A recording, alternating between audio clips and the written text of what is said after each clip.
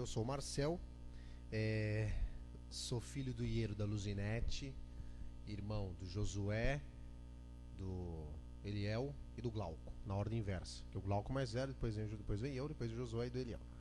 Eu nasci em São Paulo, sou missionário de uma igreja chamada Igreja Evangélica Edificando em Cristo, lá em São Paulo, uma comunidade. E desde a minha adolescência, a gente tem, através de em atividades da igreja, a gente desenvolve projetos em comunidades. Eu comecei subindo uma favela em São Paulo com 14 anos de idade, uma equipe da igreja, fazia atividade com criança, evangelismo e tal. E Deus foi conduzindo o negócio e deu no que deu, né? Deu aqui, no que vocês estão me vendo. Eu tenho 27 anos, não sou especialista em teologia, exegética, dogmática, na relação da dogmática bartiana com os estágios da alma, de Kierkegaard, e a noção de graça em Agostinho, e a aplicação disso na teologia pós-moderna. Não sei. Mas a gente é crente, a gente lê alguns negócios, lê a Bíblia, Deus fala, e Deus vai falando. Vai pra favela, sai da favela, vai pros congressos e tal, e as coisas vão acontecendo. O que a gente vai compartilhar hoje, acho que 80% não é algo assim, não é a revelação do Apocalipse, né? Nossa e tal, muita coisa você já ouviu falar por aí, às vezes de um jeito diferente, mas eu oro para que o Espírito Santo hoje nos dê insights novos, e que a gente não saia daqui com grandes respostas talvez, mas que principalmente o Espírito Santo nos ajude a fazer as perguntas certas. Então que nós sejamos incomodados, provocados, não por o que eu vou falar, mas por aquilo que Deus ministrar com você, comigo também, e com aquilo que a gente vai pensar, tá bom? A minha esposa está aqui, a Michele. Uma hora dessas a gente se apresenta. Ela é enfermeira, ela é chefe de uma unidade de saúde lá na cidade de Fazenda, Rio Grande, que é onde a gente mora e onde o CAD atua. O CAD atua, essa cidade é periferia de Curitiba. É tipo, o que é periferia de Belo Horizonte aqui? Fala o nome. Betim, mas Contagem é grandona, Contagem é rica, periferia pobre. Betim é rico também, sei lá, não sei. Pensa uma cidade pobre de periferia, é isso. Fazenda Rio Grande é isso aí. Se a gente estivesse em São Paulo, é perto de Belo Horizonte. Se a gente estivesse em São Paulo, a gente ia falar em Diadema. Então, é uma cidadezinha assim desse tipo. Tem 100 mil habitantes, é pequena. Eu vim de São Paulo, então para mim é pequeno, né? Quadro de pobreza, uma típica cidade periférica. E nós estamos lá. Esse ano vai fazer 14 anos de atividade, né? Graças a Deus. Fala. Pode, eu acelero aqui. Posso falar até 5h30? Beleza. Por favor, me lembre mesmo. Tá? Pessoal, antes da gente começar, só vou mostrar rapidinho o que o CAD faz da vida. E aí, se você nunca ouviu dizer, nunca ouviu falar na gente, vai conhecer agora. Então, nós somos o CAD. O CAD é uma missão evangélica, é uma agência missionária que trabalha especificamente, trabalha especificamente com comunidades pobres. Pode ir para a próxima, por favor, meu amigo aqui. Isso, a gente começou a trabalhar em 1994, e a nossa missão é prestar assistência e facilitar o desenvolvimento integral de indivíduos e famílias em contextos de vulnerabilidade social, né, através de ações localmente relevantes. O CAD tem um chamado de desenvolver famílias e comunidades em contextos pobres. Por isso que a nossa fala aqui, eu vou tentar aplicar em contexto de saúde, mas puxando a sardinha para cenário de pobreza, porque é onde a gente atua e tal. E aí você aplica na sua situação profissional, por aí vai. Pode ir para frente. Essa é uma foto da galera que está aí. Espera só um pouquinho só, que eu acho que eu abri o arquivo errado. Mas tudo bem. Vamos abrir o certo agora. Deixa eu ver.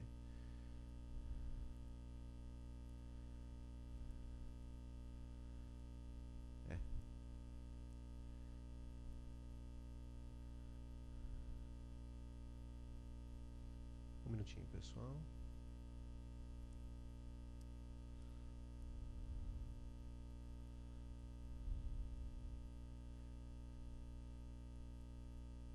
É esse mesmo, então. Tá, o artigo certo, eu achei que tivesse aqui, mas... tá aqui, é esse aqui, ó. É esse. Pode ir. Aí é onde está o nosso município. caminho de Porto Alegre, no sul, a cidade de Curitiba, que era de azulzinho, e o CAD está lá na Fazenda Rio Grande. Esse é o cenário onde a gente vive, né? São quase 15 mil pessoas em situação de pobreza, segundo os órgãos estatais de pesquisa. Esse PARDS é tipo a Fundação SEAD, lá de São Paulo. Eu não sei como é que seria isso aqui em Minas Gerais. Quem que é a Fundação SEAD de Minas Gerais? O IPARDS. É um instituto de pesquisa meio que trabalha, estadual, que trabalha em parceria com o IBGE. Mas tudo bem. Esses são os dados que eles têm para apresentar para a gente a respeito do município. Pode ir para frente. A gente tem 2 bases espalhadas no Brasil, uma fica na cidade de Palhoça, periferia de Florianópolis, e a outra em Ji-Paraná, lá em Rondônia. São ministérios que são parceiros nossos. O CAD, a gente não implanta outros CADs, a gente trabalha com parcerias. Tem um grupo de pessoas que trabalha com desenvolvimento comunitário e quer ser CAD, ela se associa a gente e toca o ministério dela, o projeto dela, e entra no nosso vínculo de relacionamento institucional. Pode ir para frente? A gente atendeu, esse número já está em quase 40 mil pessoas em projetos que nós temos envolvido, né? Nós desenvolvemos uma prática sobre geração de renda com famílias do Bolsa Família, que recebiam a verba do Bolsa Família. Nós ficamos entre as 33 melhores práticas de gestão num ranking colocado pelo Ministério de Desenvolvimento Social, isso em 2006, se eu não me engano. E aí a gente trabalhou também, representou resultados do nosso ministério nesse congresso, num congresso grande que acontece uma vez por ano, e a 32ª edição foi em Brasília, foi aqui no Brasil. É um congresso sobre estado de bem-estar social. Nós levamos o resultado de um dos nossos projetos e nós apresentamos lá.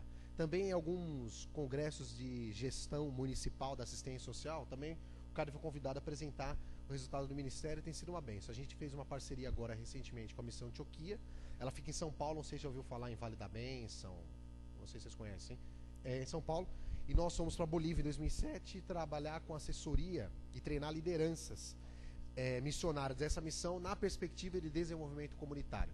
Em julho agora, eu vou estar indo para Angola e Moçambique, também junto com essa parceria com a Missão Antioquia, capacitar lideranças locais e equipes missionárias a implantar projetos desse tipo. Também damos... você pulou lá para o final. Pode ir... Isso, vai indo para frente aqui, rapidão. Pode ir para frente. A visão nossa é a expansão do reino de Deus e transformação das comunidades em todas as esferas da vida. Vocês vão ver isso várias vezes ao longo da nossa conversa aqui. Pode ir para frente, essa pode ir também, a gente já leu já, em termos diferentes. Nós temos uma clínica médico-odontológica, essa é a nossa frente na área de saúde. A ênfase do CAD é prevenção, sempre. Então a gente desenvolveu algumas ações, lideramos uma passeata de prevenção ao câncer de mama no município, foi o CAD que organizou, junto com a gerência de saúde local, foi bem interessante, minha esposa estava no processo, foi bem bom. Aí são as crianças da escola que a gente atende, aprendendo a escovar os dentes. Pode ir para frente. Essa é a parte da passeata, essa de branco aí é a Michelle, a minha esposa, ela está aqui. Nós damos palestras e capacitações em escolas públicas com adolescentes e na rua, nessa passeata que teve nesse dia, no ano passado. Pode ir para frente. Temos uma área de esporte, nós queremos construir um centro esportivo. Já que no CAD a gente não tem ainda uma estrutura de esporte, então não é um missionário voluntário do CAD, vai nos bairros, essa quadra aí que vocês estão vendo de terra, é de um bairro bem distante. Vai lá e desenvolve atividades com os adolescentes e com as crianças. Pode ir para frente. Na área de educação é a única escola cristã do município. Aí são as crianças nossas. É a única escola cristã do município que trabalha fundamentada na área de metodologia de princípios bíblicos. Já ouviram falar sobre isso também, eu acho, né? É a única que tem e é lá no CAD. A gente tem mais ou menos 120 alunos. Tem um telecentro na área de inclusão digital, também é o único do município. A gente trabalha com software livre. Aí é uma foto da galerinha da escola. Pode ir para frente. Um projeto de geração de renda, na área de geração de renda. A gente tem um projeto chamado Pequenos Ceifeiros. É um salão de estética cabeleireiro escola, um salão escola que a gente tem. Hoje o mercado de trabalho na Fazenda Rio Grande quase que saturou, né? Um monte de gente passou pelo CAD e foi capacitada, então tem bastante gente que sabe cortar cabelo, fazer unha lá. A Deise, a missionária Deise, que trabalha com isso. O Família Cidadã é um projeto que está sob a minha coordenação direta. É o projeto que trabalha com geração de renda para com pessoas, famílias beneficiárias de programas de transferência de renda. É esse projeto que a gente conseguiu mostrar o resultado lá em Brasília e por aí vai. Esse é o lançamento de um grupo produtivo de costureiras artesãs. Elas fazem patchwork e vendem. O grupo não se formou, elas quiseram costurar sozinhas, mas as mulheres estão lá costurando sozinhas e melhorando a sua renda. Pode ir para frente. Mobilização comunitária, a gente está no meio de um processo de organizar os catadores de material reciclável no município. É uma longa jornada. Aí uma foto da galera, os catadores lá no município. O CAD está facilitando isso e tomando as pedradas também que surgem no meio do caminho, junto com o povo. Essa iniciativa já aconteceu uma vez no município, foi frustrada, e a gente está tentando pela segunda vez com uma agência evangélica facilitando o processo. Tem sido bem interessante a experiência. Pode ir para frente. Nós temos um circo, que é no eixo de cultura, que é o Centro Cultural Cia de Vida.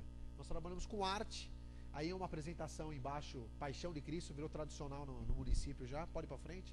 Tem escola a gente tem oficina de literatura, arte circense, um monte de coisa dentro dessa lona. Nós ganhamos uma lona de circo mesmo.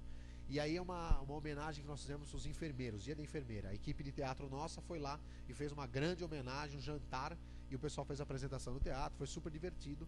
A nossa equipe do circo servindo os profissionais da área da enfermagem no município, foi bem legal. Esse é um projeto que trabalha lazer e cultura para fortalecer vínculos familiares. O município de Fazenda Rio Grande é muito grande, é espalhado. As pessoas não conseguem ir até o CAD, então a gente pegou uma equipe, nós vamos até os bairros mais distantes, utiliza lá a escola pública da região e serve o povo com atividades de recreação, lazer, onde os pais poderão brincar com seus filhos. Isso é fantástico, numa cidade onde tem pouco espaço de lazer, muito relevante. Pode ir para frente. Nós recebemos uma verba do governo federal, nós compramos alimentos de pequenos produtores rurais, distribui para comunidades pobres, e aí o pessoal recebendo uma parte da alimentação. Pode ir para frente. Esse é o SEDEC, é o Seminário de Desenvolvimento Comunitário. Nós treinamos uma vez por ano pessoas, 15 dias de treinamento, missionários e líderes de igreja, na perspectiva de desenvolvimento comunitário. Essa é a turma de 2006. Nós já capacitamos muita gente nisso daí. Esse ano nós estamos com as vagas lotadas, são 65 pessoas esse ano, do Brasil inteiro. Esse é o projetos internacionais, pode ir para frente. Em 2007 nós fomos para Bolívia, junto com a Missão Antioquia, pode ir, como eu já disse antes. Esse é o Silas Tostes, sou eu e o Maurício Cunha, que é o fundador do CAD. Ele é um dos autores do livro O Reino Entre Nós e o Cosmovisão Cristã. Pode ir para frente. Essa é uma mulher boliviana, a gente visitou os projetos na Missão Antioquia, entrevistamos elas, aplicamos uma metodologia de avaliação de projetos comunitários evangélicos, cristãos, né? Qual é o impacto da intervenção cristã desses projetos na vida da comunidade. Essa mulher boliviana aí no meio, ela é uma beneficiária do programa da Missão Antioquia. Nós fomos lá, entrevistamos, fizemos uma análise de discurso bem interessante, e os resultados a gente apresentou para a liderança da missão, do que eles precisavam melhorar e tal. Foi um resultado bem produtivo. Pode ir para frente. Essa é a equipe deles que foi capacitada lá na Bolívia em agosto. Pode ir para frente. Tá aí o nosso contato. Passei bem rapidamente o que o CAD é, tá? O que a gente faz e tal. Então aí, vamos agora ao nosso tema. Vamos ver aqui. Aí. Acho que é isso aqui. Pode ir para frente. Pessoal, o que eu vou falar está fundamentado nesses dois livros. O Reino Entre Nós, Transformação de Comunidades pelo Evangelho Integral, e o outro é Cosmovisão Cristã e Transformação. Que equipes que foram publicados por pessoas que trabalham com a gente, que tem relacionamento com a gente. Uma grande parte desse pessoal que publicou o segundo livro mora aqui, inclusive, em Minas Gerais. É colega de vocês, eu acho. De alguns aí, né? E a outra parte e também quem fundamenta a nossa discussão é a Bíblia, né? Porque a Bíblia está em tudo. Eu queria, antes da gente caminhar, passa a próximo slide. Dentro da teologia, um cara que vai instruir bastante o jeito que a gente pensa, esse holandês chamado Herman Dooyeweerd. Se você nunca tinha ouvido falar nele, está ouvindo falar agora. Eu também não tinha ouvido falar nele, eu fui aprender há pouco tempo atrás. E na hora, quando a gente for falar um pouquinho sobre a linha de pensamento dele, a gente vai citá-lo. Ele é um filósofo protestante famoso na Holanda, né? E nós estamos pensando algumas coisas a partir do sistema dele, tá bom? Pode ir para frente. E um outro fulano que influenciou também a gente bastante é esse cabra aí, chamado Francis Schaeffer. Ele fundou um ministério chamado Labri, e hoje existe isso no Brasil, desde o ano passado. Um Labri Brasil. Tá bom? Esse livro, Deus que Intervém, também você acha em vários lugares. Ele nos ajudou a pensar algumas coisas. Pode ir para frente. Ok, eu queria abrir com vocês, segundo livro de Reis, capítulo 6. Eu vou ler do versículo 8 até o versículo 15. Ok? Eu vou começar a ler aqui. Segundo livro de Reis, capítulo 6, do 8 até o 15. Ora, o rei da Síria estava em guerra contra Israel, para variar. Israel, para variar, estava em maus lençóis. Vira e mexe, aquele povo se enroscava com alguma coisa. E aí, depois de reunir-se com os seus conselheiros, disse o rei da Síria falando: montarei meu acampamento em tal lugar. Mas o homem de Deus, que era Eliseu, mandava uma mensagem ao rei de Israel: evite passar por tal lugar, pois os arameus estão descendo para lá. Assim o rei de Israel investigava o lugar indicado pelo homem de Deus. Repetidas vezes Eliseu alertou o rei que tomava as devidas precauções. Isso enfureceu o rei da Síria, que convocando seus conselheiros perguntou-lhes: vocês não me apontarão qual dos nossos está do lado do rei de Israel? O cara ficou desesperado: alguém está traindo a gente, tem um traíra aqui, não é possível. Os caras sabem onde a gente está, os caras conseguem antecipar nossos passos. Quem é o traidor? E aí respondeu um dos conselheiros: nenhum de nós, majestade. Desesperado, né? É Eliseu, o profeta que está em Israel, que revela ao rei de Israel até as palavras que tu falas em teu quarto. Meu Deus. Aí versículo 3: ordenou o rei: descubram onde ele está, para que eu mande capturá-lo. Quando lhe informaram que o profeta estava em Dotã era um buraco lá de Israel, tipo uma periferia, uma vila, sei lá, nem no mapa tem, difícil de achar esse lugar no mapa. Algumas bíblias tem, outras não. Aí ele enviou para lá uma grande tropa com cavalos e carros de guerra. Eles chegaram de noite e cercaram a cidade. O servo do homem de Deus levantou-se bem cedo pela manhã, e quando saía, viu que uma tropa com cavalos e carros de guerra havia cercado a cidade. Então ele exclamou: ai meu senhor, o que faremos? Versículo 16, o profeta respondeu: não tenha medo, aqueles que estão conosco são mais numerosos do que eles. 17, Eliseu orou: Senhor, abre os olhos dele para que veja. Então o Senhor abriu os olhos do rapaz, que olhou e viu as colinas cheias de cavalos e carros de fogo ao redor de Eliseu. Ok, vamos orar.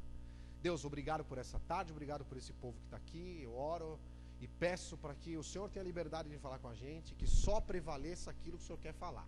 Nada do Marcel seja colocado em evidência, e que a tua palavra prevaleça. Deus, que o Senhor traga as respostas que pessoas estão procurando nesse congresso, e que o Senhor dê condições para que o povo faça as perguntas novas, que eles não fiquem gastando tempo com as velhas perguntas, mas que eles possam serem incentivados a questionar a realidade deles de outra forma, uma forma diferente. Então, Pai, que o Senhor venha e domine a área aqui, em nome de Jesus, e que a tua pessoa prevaleça. O Senhor é a pessoa mais importante que tem nesse lugar, nesse evento, e que assim seja. Faça a tua vontade nessa tarde, em nome de Jesus, amém.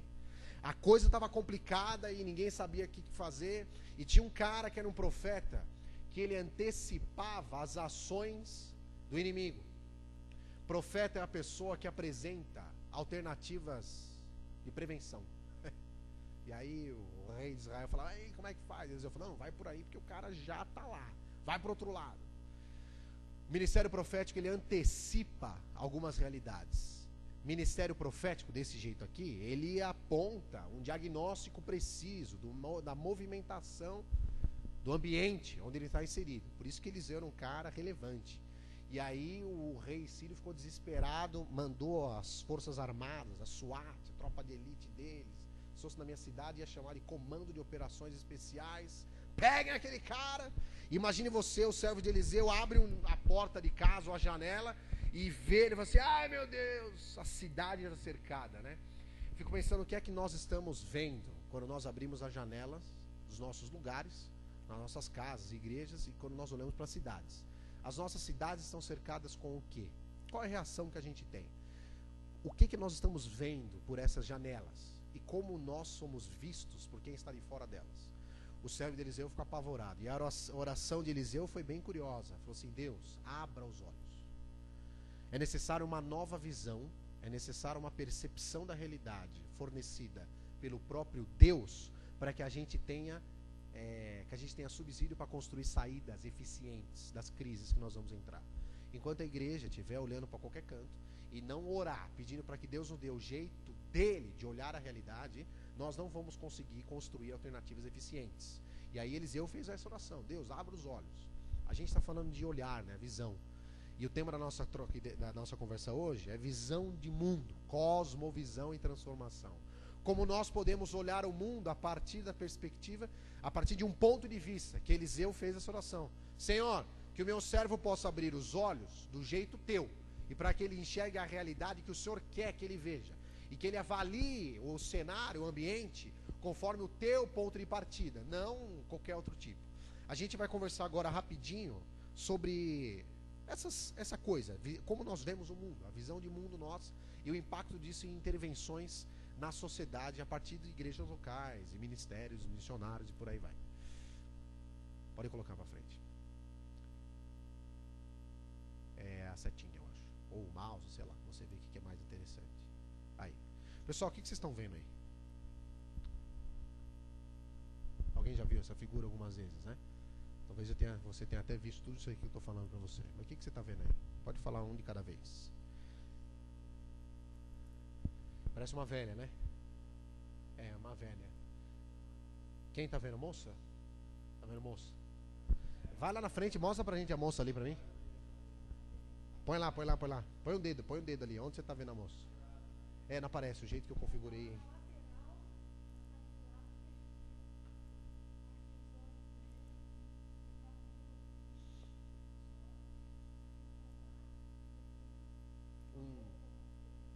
Viram? A jovem? Viu a jovem aí ou não? Alguém tá vendo a velha? Olha a orelha da jovem ali, ó. A jovem tá olhando pra onde? Meio que pra de trás, assim, né? Quem tá vendo a velha? Vai lá mostrar onde tá a velha lá pra gente. Vai lá. Então, peraí que ele vai te ajudar.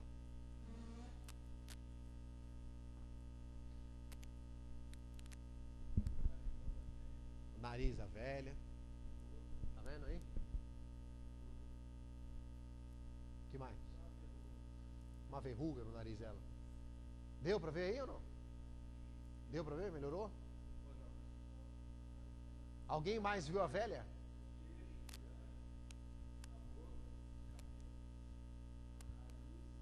Quem falou atá? Agora vemos. Tá todo mundo vendo a jovem? A guria? E a velha todo mundo tá vendo agora. Pessoal, o desenho mudou? É o mesmo desenho, né? O que mudou? Como nós percebemos? Se eu perguntasse para você assim, essa jovem trabalha com o quê? O que você me responderia? Pelo que você está vendo aí. Ela é rica? Quem disse que ela é rica? Por que você acha que ela é rica? Qual o seu nome mesmo? Teu nome? Gustavo. Fala para mim, Gustavo. Por que a guria que está aí é rica? Você quer que eu repita o que ele falar? Eu vou fazer isso. O Gustavo vai falar pra gente por que a mulher é rica. Fala, Gustavo. Casaco de pele. Ali, né? Que mais? Um chapéu diferente, tá? Que mais? Colar. Gente rica usa o colar? Pobre não usa colar, né? Ela trabalha com o quê? Moda. Por que ela trabalha com moda? A maneira que ela está vestida. Alguém está vendo a velha? A velha, como é que essa velha, o que essa velha faz da vida? A velha está deprimida. O Eduardo disse que a velha está triste. Alguém acha que parece isso mesmo ou não? Por que parece? O olhar está para baixo. O que mais? O que mais? Não tem sorriso, né? Ela trabalha com o que essa velha? Trabalha com o quê? Reciclável. Então ela é rica ou ela é pobre? Com lixo? Ela é rica ou ela é pobre? Ela é pobre. Quem acha que ela é pobre? Eu também acho que ela é pobre. Quando eu vi esse desenho. Pois bem, só estou fazendo exercício aqui com vocês, porque não está escrito lá que é uma velha, nem está escrito que é uma jovem. Não está escrito que a jovem é modelo. Não está escrito lá, a jovem é modelo. Não está escrito que a velha é catadora de reciclável. Não está. Teve um grupo que falou que a velha parecia uma bruxa. Também não está escrito bruxa ali. O que definiu a realidade foi a nossa percepção dela. O desenho não mudou. A nossa aproximação do olhar, a nossa visão, nos deu subsídios para julgar a realidade. Vai ter gente falando, não, ela é modelo. Não, ela é catadora. Se eu começasse a perguntar se a jovem era trabalhadora, preguiçosa ou não, a gente até tirar conclusões. Não, ela é, sei lá, ela é madame. Ou a velha é amarga. Não está escrito isso lá. Mas nós vemos assim e nós estamos traduzindo uma realidade de acordo com o que a gente vê. Uma cosmovisão é isso, é uma visão de mundo que nos dá condições para executar algumas tarefas a respeito da realidade. Uma outra pergunta que a gente pode fazer, o que vocês estão vendo aí? Um outro exemplo. Pode falar um de cada vez. Maçã, uma faca, castanha de caju, ou castanha, nozes, qualquer coisa parecida. Que mais? Martelo. Obrigado, cara. Deus o tenha. Em autoestima. E que mais? Uma maçã, beleza. Se a gente fosse dividir esses objetos em 2 grupos, como é que você faria? Como é que é? Coisa de comer de um lado, instrumento de trabalho do outro. É isso? Dá pra fazer isso? Dá, né? Ela tá querendo dizer o seguinte, ó. As frutas são de uma qualidade completamente diferente dos instrumentos de trabalho. É isso? Por isso que eu vou separar em 2 grupos. Tem outro jeito de separar em grupos esse conjunto de objetos aí? Alguém tem outra ideia?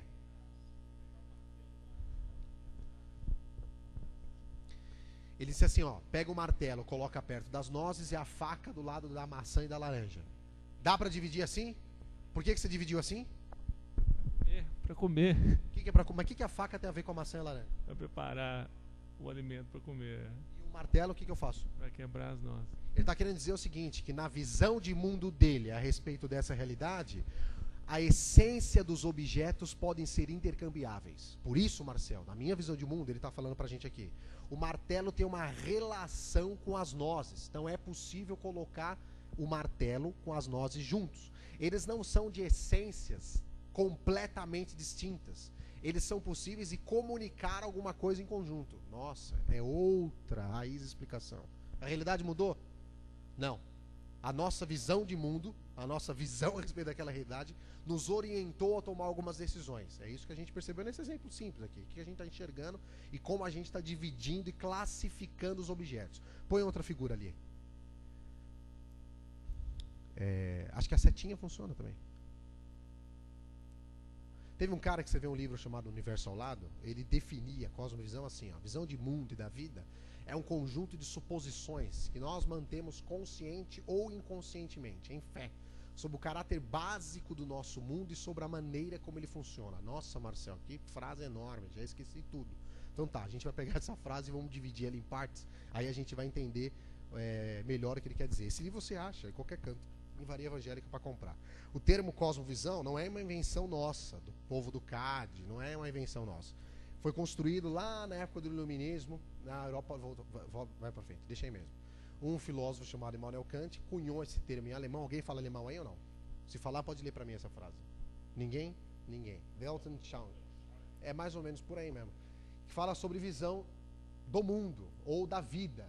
E aí esse economista, sociólogo e cientista alemão também, chamado Max Weber, ele percebeu, ele estudou e percebeu a relação entre determinadas visões de mundo e o jeito que as economias dos países caminharam. Aí ele fez uma lista básica, ele falou assim, ó, quais são os países da Europa Ocidental que se desenvolveram no século XX? Ele percebeu que os países predominantemente protestantes tiveram um caminho de desenvolvimento diferente dos países predominantemente católicos. Aí ele percebeu, opa, peraí, existe alguma coisa na mente das culturas, alguma coisa na cultura das sociedades que influencia o grau e a qualidade de desenvolvimento delas. Essa é a nossa tese, há algo na mente, e ele percebeu, existia algo na mente dos protestantes, como Max Weber percebeu, que impulsionou as civilizações influenciadas por essa visão de mundo a tomar determinado rumo na vida. E nós estamos querendo dizer para vocês que existe uma forma de ver o mundo a partir da Bíblia. É possível nós abordarmos o mundo biblicamente. Isso não é tão óbvio como às vezes aparece. Vamos lá, põe para frente, rapidinho, para a gente acelerar. Põe para frente também. Cosmovisão, ele disse que é um conjunto de suposições, né? São pressuposições, axiomas, que a gente considera verdadeiros e inquestionáveis. Você engravidou a tua esposa, ou você, esposa, ficou grávida do seu marido. Você teve uma filha, e aí você vai comprar um enxoval. Imediatamente você pensa que tipo de cor é enxoval? Preto? Com as caveiras? Não vai ser preto, nem vai ter caveira. Aliás, até pode ter, mas no geral, no Brasil, não se faria assim. Você compraria que cor? Rosa. Que tipo de elemento da natureza é mais compatível com a natureza feminina segundo a nossa visão de mundo? Flor, Provavelmente você não colocaria a foto de um pitbull na cara do berço, não. Porque, segundo as nossas pressuposições, algumas coisas são mais próximas e familiares com pessoas do sexo feminino. Não está escrito nas estrelas. Você aprendeu e nós consideramos isso como verdade absoluta e raramente a gente questiona isso. Por isso que é um axioma. Tem outro exemplo que a gente gosta bastante. Eu estou doente. Eu vou para quem? Eu vou para onde? No geral, sociedades ocidentais. Vou num lugar que deve ter um homem ou uma mulher vestido de branco. E ele não vai me dar um passe, ele vai me dar um papel. E aí ele vai falar, ó, toma 3 gotas de diclofenato, um troço que eu não consigo pronunciar, e você vai sarar. Daqui uma semana você volta e conversa comigo de novo. A pessoa me dá o papel, ela não me conhece, nunca me viu na vida, geralmente. Eu acredito mesmo que tomando aquele negócio, daqui uma semana eu vou estar 100% curado. E eu creio, eu não questiono se poderia ser de outro jeito, tem que ser assim? Não. Nós temos um conjunto de suposições, pressuposições que orientam a nossa vida e nós consideramos isso como quase uma declaração de fé. Pode ir para frente. Aí fala que nós cremos nisso consciente ou inconscientemente. Quando a gente crê de uma forma consciente, ela é uma forma racional. Quando é inconscientemente, você vai através da enculturação, você aprende a socialização e tal. Uma forma bem interessante de perceber isso de um jeito inconsciente ou pela socialização é quando a gente tem aqui, vou fazer um exemplo aqui rapidinho. O pai chega na sala e vê o filho dele, de 3 anos de idade, sentado na sala. Presta atenção, o filho tem 3 anos, 2 anos e meio, vai? E o menino está sentado assim, com a perninha cruzada, com a mão assim, tal. Aí, a mãe, vamos dar o nome da mãe, vamos mudar, colocar a mãe. A mãe entra na sala, vê um menino sentado aquele dia, ele fala assim, João. Aí a mãe engrossa a voz, né? João, senta que nem hominho. Aí o menino João toma um susto, nem sabe falar direito, hominho, mas o que é sentar como homem? Aí a mãe, que muda o tom de voz, fala, olha como seu pai senta. Aí o menino, ele aprende como se tem que sentar como homem. E aí a mãe dele ensina o jeito homem de sentar. Aí a mãe, sei lá, como é que a mãe faz? Não sei. A mãe ensina o João a sentar que nem homem e tal. Vamos inverter o processo. O pai entra na sala, no quarto, e vê a filha de 2 anos e meio sentada. E a menina tá assim, tá, né? As fraldas aparecendo, a saia subindo. Aí o pai entra desesperado, afina a voz, porque para aproximar da sexualidade da mulher, da menina, e fala, Maria, senta que nem mocinho. Aí a menina puxa a sainha, inconsciente. Nós aprendemos essas coisas. Parte delas é consciente, nós sabemos, nós pensamos sobre elas.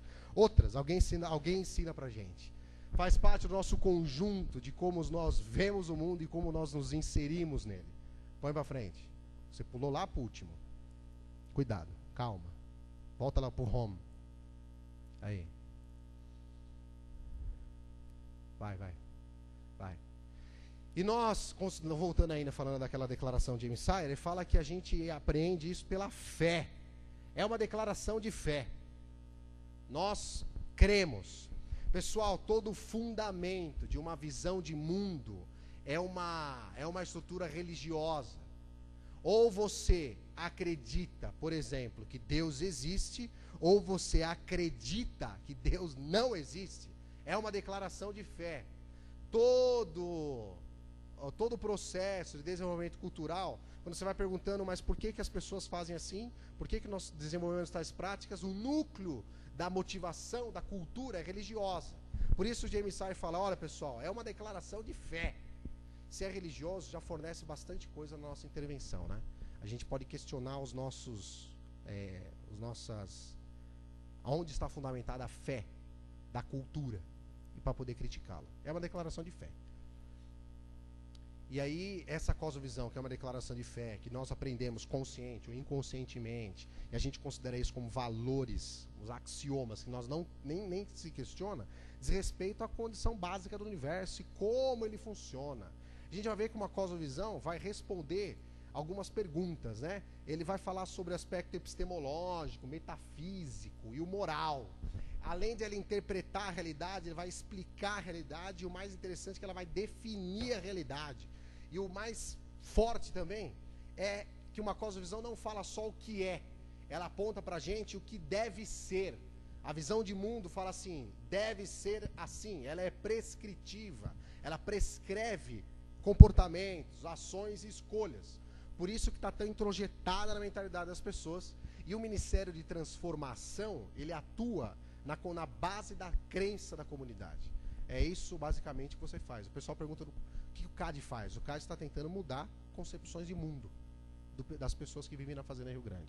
Se a gente mudar qualquer outra coisa, mas não afetar a concepção de mundo e da vida das pessoas, vai ser só mudanças superficiais. As práticas podem mudar, mas o fundamento e a motivação são completamente diferentes do que os propósitos de Deus na vida das pessoas.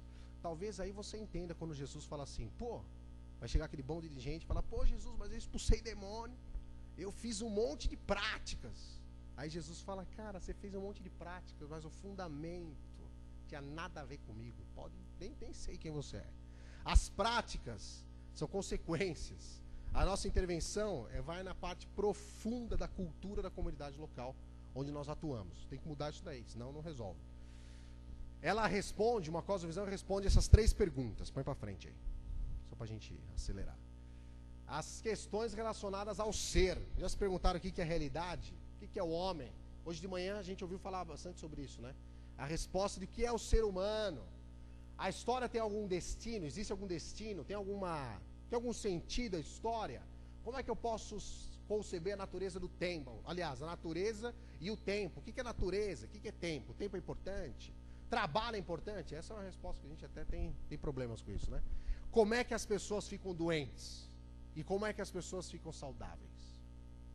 Uma missionária estava num lugar e ela terminou de fazer, acho que estava num lugar na África. Ela dava aula de microbiologia, era enfermeira missionária, fantástico. Aí ela terminou o curso dela, treinando a galera da comunidade, e ela falou, pessoal, vocês foram super bem, entenderam realmente como funciona, como os micro-organismos, que nós olhamos no microscópio, afeta a qualidade de vida das pessoas, parabéns, estou super feliz, eu vou mandar um relatório para minha agência lá dos Estados Unidos, dando glória a Deus que vocês aprenderam tudo direitinho. E aí um africano levantou a mão e falou assim, professor, a gente também quer te agradecer, porque a senhora explicou direitinho pra gente o jeito que vocês pensam que as pessoas ficam doentes. Aí a mulher então ficou branca, gelada, já era branca, ficou transparente. Mas como assim? Não, professor, porque se a senhora der um tempinho, eu te explico como as pessoas aqui ficam doentes de verdade. Aí a mulher regalou o olho desse tamanho. Acontece, professora, que o processo saúde e doença é diferente do que você está falando, não é bem assim não. Aqui, quando a gente deixa a janela aberta, à noite, vem os espíritos e mordem as costas da gente. E aí, se ele morde as costas, as pessoas ficam doentes. É desse jeito que a gente fica doente. Mas obrigado por você ter falado bastante tempo sobre como é que a gente pode ferver a água e tal. Beleza, isso também ajuda. Mas o que faz a gente ficar doente mesmo são os espíritos que mordem as nossas costas de noite. A mulher teve um ataque. Eu não sei se ela morreu, acho que não. Ela despendeu tempo e energia para um povo que estava ressignificando e considerando diferente a explicação dela. Uma cosmovisão explica processos naturais de formas variadas, né? E aí aquela missionária, ela percebeu que ela poderia ter gasto um pouquinho mais de tempo tentando entender qual era o fundamento desses processos que na cultura ocidental era pela microbiologia, e lá no lugar dela como é que era o negócio do processo de intervenção. Uma cosmovisão responde isso daí. Questões morais, né? O que é certo, o que é errado, de onde vem o mal? Uma cosmovisão vai responder. A nossa visão de mundo traz respostas para isso daí. Como é que eu posso, questões relacionadas ao conhecimento, o que eu posso saber, o que eu posso conhecer, como eu posso conhecer? Teve uma galera na Europa que percebeu que a gente podia conhecer experimentando tudo até as últimas consequências. Então eles falavam assim, pega esse ser humano. Aliás, não era bem ser humano, né? Era mais ou menos, na época eles acreditavam que era menos que ser humano. Vamos arrancar o braço dele direito e arranca o esquerdo, a gente costura ao contrário, vamos ver o que vai dar. Aí eles faziam isso, arrancava o braço direito, arrancava o esquerdo, costurava ao contrário. Aí o cara morria, morreu, vamos tentar de novo. Eles faziam isso com judeus, negros, ciganos, etc.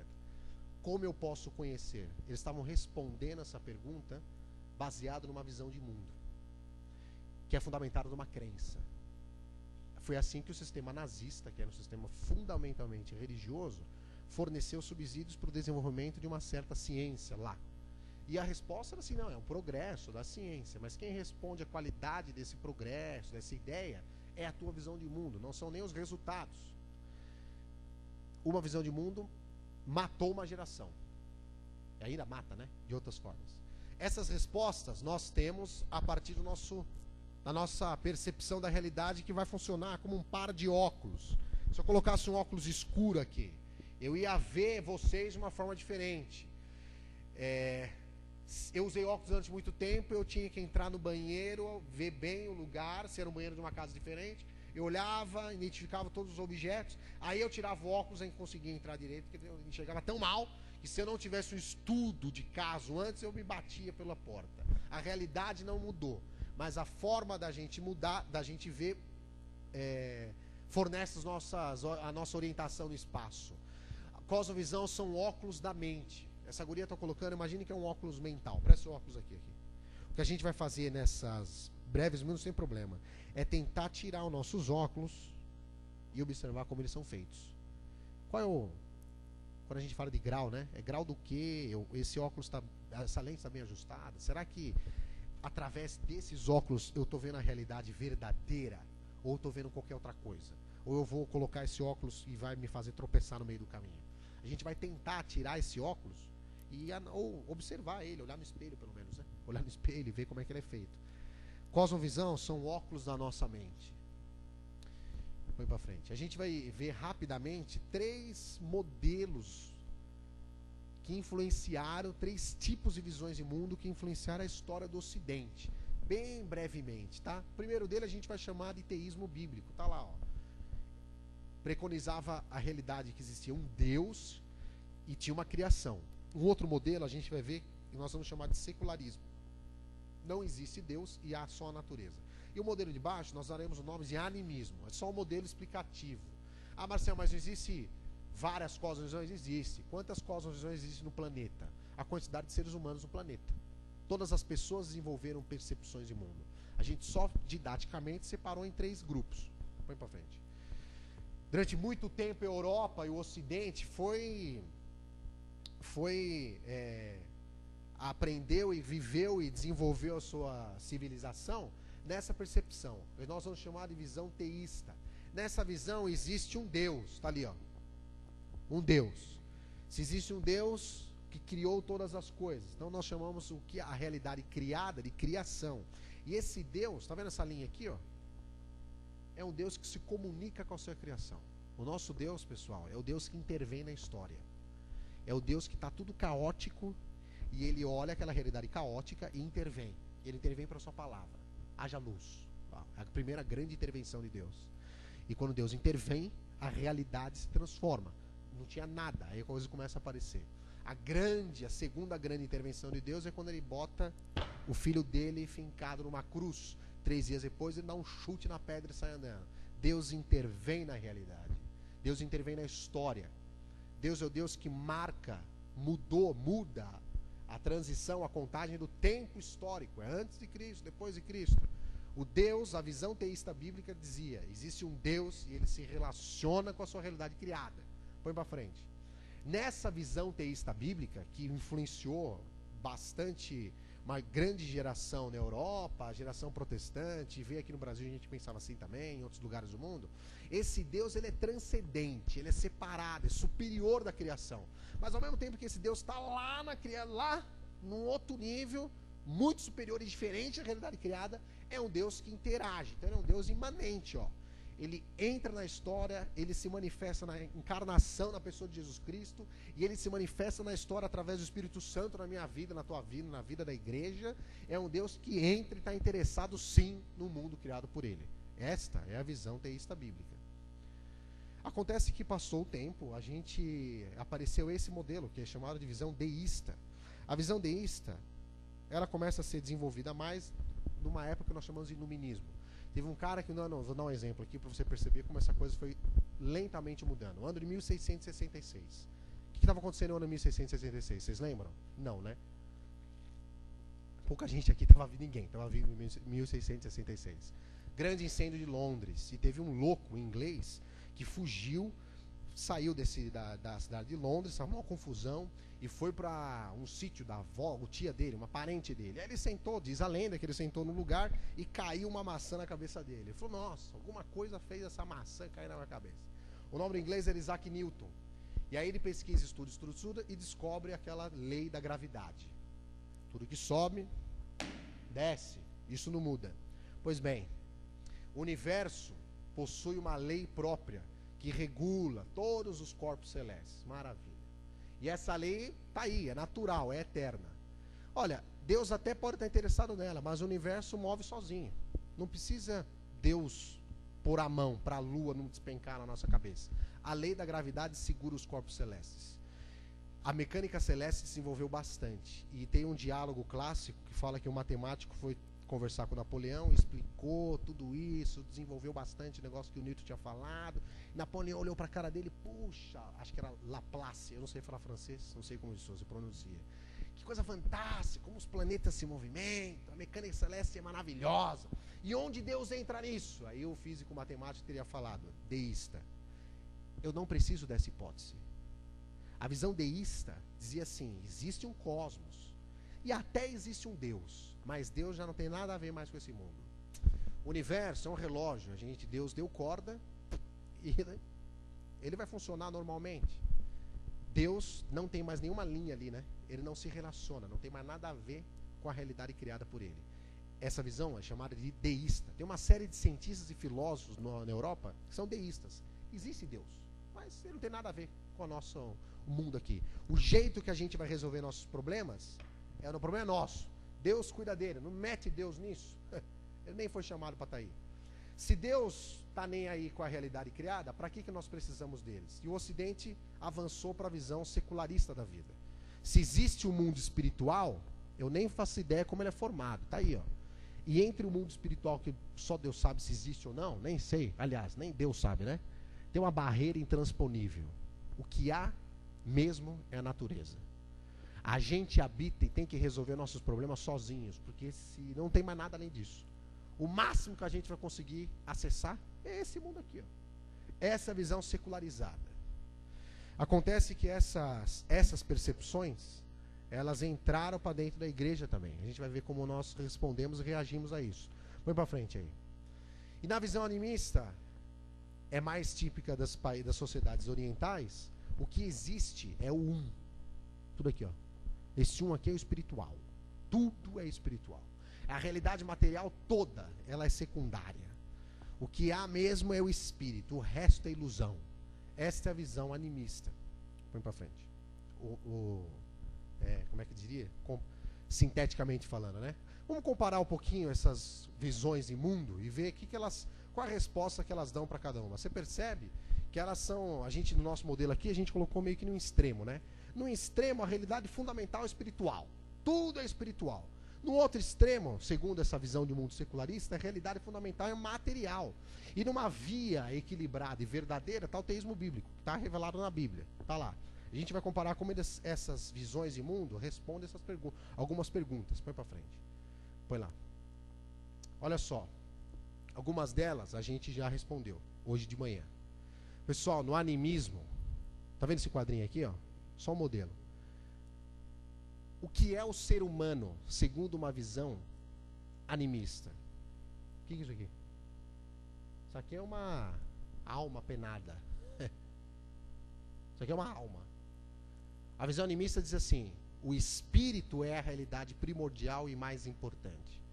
A respeito do homem, o secularismo apresenta o quê? O que é o ser humano? O que é isso daqui? Boca e estômago. O ser humano, na visão secularista, é consumidor. Nós falamos que a China tem 6 bilhões de mercado consumidor, não é? 6 bilhões é muito, né? 1 bilhão, 2 bilhões, por aí. 6 bilhões é o planeta, né? Boca e estômago é a natureza do ser humano, segundo a concepção de mundo secularista. E na visão de mundo do teísmo bíblico, o que é isso aqui? Um coração, uma mente, né? O ser humano, na visão teísta bíblica, é a imagem e semelhança de Deus, como você viu hoje de manhã. Nós temos uma resposta a respeito da realidade do homem, do ser humano. No animismo, a natureza, ela é maia, é ilusória. Toda a realidade é uma ilusão. O que a gente tem que acessar é o espírito da mesa. Porque a mesa mesmo é só uma ilusão que a gente tem. Essa matéria aqui, tudo isso aqui é um mundo ilusório. A gente tem que aprender a acessar o mundo além disso aquilo que a gente vê. As religiões orientais nos ensinam a fazer isso, na meditação e tal, não sei o que, para ascender um outro nível de experimentação. Fala, beleza, tô indo. No secularismo, a natureza é um universo fechado. Os recursos são limitados. Não há nenhuma intervenção externa. No teísmo bíblico, a natureza, não tem natureza, né? A gente nem fala em natureza no teísmo bíblico, a gente fala em criação. A natureza é criada por Deus e aberta à intervenção de Deus. A história, no animismo, é um ciclo. O que esse desenho lembra? Reencarnação, né? A gente morre e tal, e reencarna. É um ciclo. No secularismo, a história ela é fatalista, caminha para a morte, para o final. Morreu, não tem mais nada. No teísmo bíblico, a história caminha rumo às intenções de Deus, para a vida eterna com Deus. Ok, esses modelos que a gente comparou agora, podem... Não, ainda não. Vai para frente, para trás, quer dizer. O problema, pessoal, é que a gente construiu, como cristão, às vezes, modelos missionários, por exemplo, de intervenção na realidade. Então, teve uma geração que percebeu o seguinte, não, nós vamos fazer o seguinte, grandes impactos evangelísticos, porque as pessoas precisam ir logo para o céu. Porque quanto mais rápido for para o céu, melhor. Então a gente gasta, e gastou, tudo bem, uma grande parte dos nossos recursos tratando de almas das pessoas que elas precisavam ir para o céu. Nós falamos durante muito tempo que não precisa pensar muito não, só creia. Alguém já ouviu isso algum tempo atrás? Não, não pensa muito não, só creia. Crê e o resto Deus resolve. Não precisa estudar muito não, você não tem nada a ver com o que Deus quer para a tua vida. A gente, quando o secularismo entrou na igreja, a gente começou a mensurar a bênção de Deus a partir de recursos financeiros. Acho que vocês já ouviram falar sobre isso também, né? E aí, Deus está aqui para servir a sua boca e o teu estômago. A bênção de Deus, ela pode ser resumida na tua vivência com Ele, enquanto você tem de bens materiais. É o secularismo sabotando a visão da igreja. E por aí vai. Não há nada que a gente possa fazer, segundo a visão secularista, que entra dentro da igreja, a respeito da criação, porque tudo vai acabar mesmo, o mundo vai acabar, vai ser queimado. E nós construímos projetos e visões missionárias, ou de empreendimentos comunitários, ou não, a partir de visões de mundo que nós aprendemos em algum lugar. Eu quero só falar para você rapidinho, eu vou avançar um pouquinho aqui. Da onde veio essa história?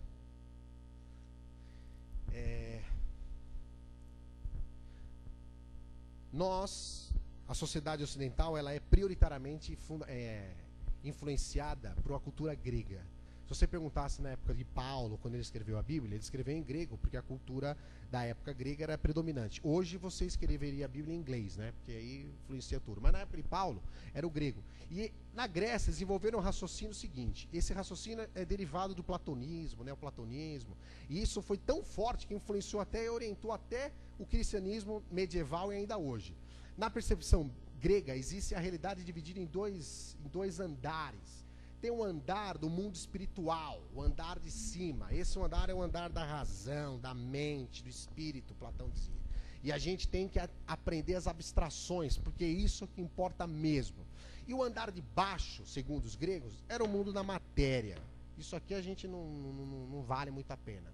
Isso resultava, por exemplo, do ponto de vista prático, na Grécia Antiga, quem trabalhava era escravo, né? Porque filósofo ficava preocupado com o mundo do espírito, da matéria.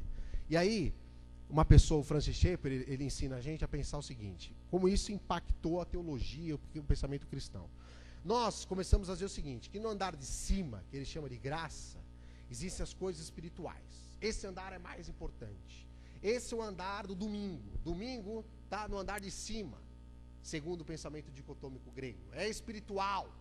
Aqui as coisas são santas. No andar de cima a gente encontra a fé, a teologia, a ética, missões, vida devocional, evangelho. Essa é a parte da graça. Essa visão de mundo grega orientou o mundo ocidental inteiro. E a gente começou a pensar sobre isso até dentro da igreja. O andar de baixo é a segunda, de segunda a sexta, né? Sexta-feira fica um pouquinho mais santo, sexta-feira perto do final de semana e tal.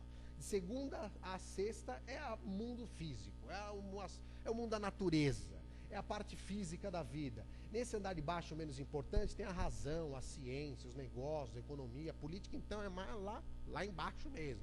A arte, a música, o ministério físico, o ministério de compartilhar o pão e por aí vai. Entre esses dois andares, a gente coloca uma muralha gigante.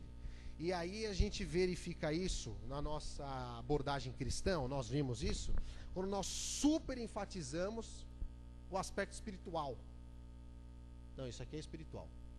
E fazer projetos, por exemplo, de ação social é menos espiritual. A gente super enfatiza a unção para pastores, por exemplo. Verdade, tem que fazer isso mesmo. Vai, tal hora, unge, não sei o quê. Aí a gente faz um apelo para ver os irmãos podem ajudar na distribuição de não sei o quê. Aí vai qualquer um. Aí pode ir qualquer um, porque é o pão mesmo, né?